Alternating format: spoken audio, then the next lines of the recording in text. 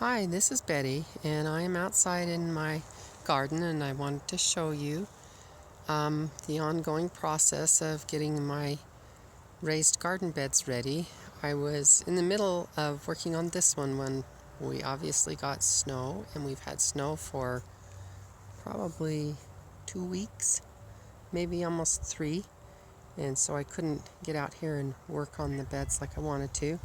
This one's partially done. I have a layer of newspaper and then some alfalfa hay that I ran through my shredder on top of that, and that's as far as I got, so it's not bare to the soil underneath is not bare.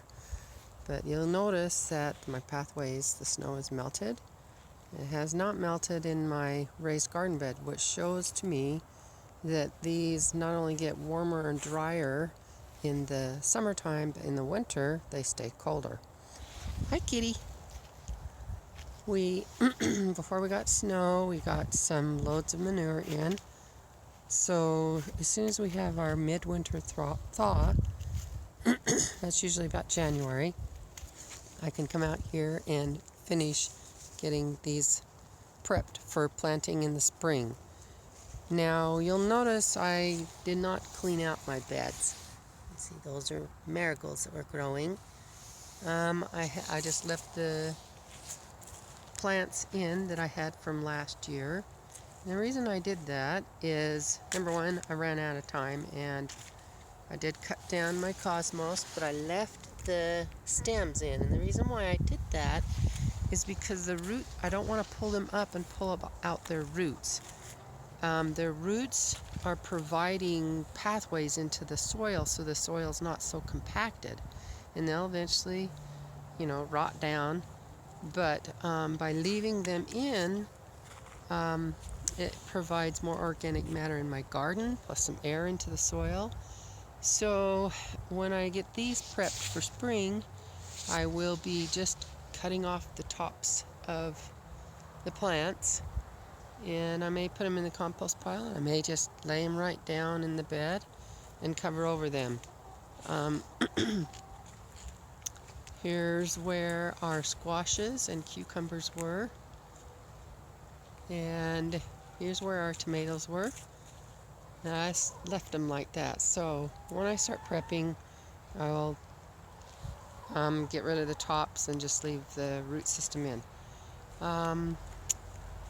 That's about it. That's about all I've done. I spent most of my time in the fall. This is where our cabbages were, and I put all these branches and pipes and things here because before we got the snowfall, my cat wanted to use this as his litter box because I had put down a whole bunch of shredded leaves in here, and he wanted it for his litter box, so I stuck all that stuff on there so he couldn't use it for one. I'm such a meanie. He has a litter box in the garage, but he still prefers finding places outside. Anyway, so these are my leaves, and this was the huge project I was working on when the snow came. These are all shredded in these black bags. These are the ones that I've done. Under this tarp is some straw. These are more shredded leaves right here, so I might go through and shred them again to make them a little finer so they decompose a bit faster. And there's my leaf and branch shredder. But I have all these leaves still to do. And there's a pile over here. And then I have more piles. I'll show you. Right over here. There's my husband's four-wheeler. See, more piles of leaves. And more piles of leaves.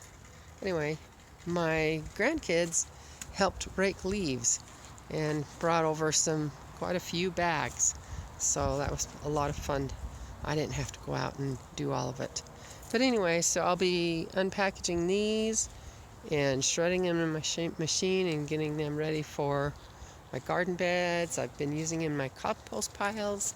You can kind of see the straw piled up right there. That's the process of making a compost pile. And the chickens just go in there and scratch around and find bits and pieces of interesting things to eat.